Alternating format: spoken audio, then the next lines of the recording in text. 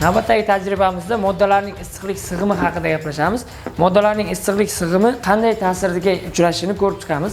Bu sharni ikkalasini ham olovga tutib ko'ramiz. Alangaga tutganimizda qanday jarayon sodir bo'lishini ko'ramiz.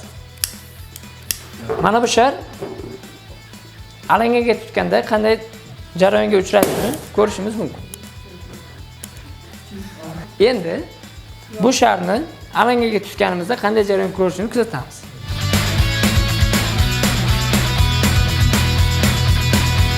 Mana alangaga tekkizganimiz bilan ham baribir shar yorilmayotganligini ko'rishimiz mumkin. Bu yerda savol tug'iladi o'quvchilarda, nima uchun bu shar yorilmadi, narigi shar yorildi?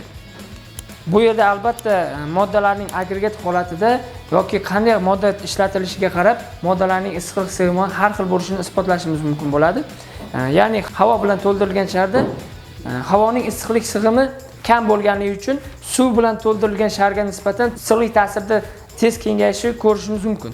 Bu jarayonda esa suv bilan to'ldirganda suvning issiqlik sig'imining qanchalik yuqori ekanligini bu tajriba orqali ko'rsatib bera olamiz.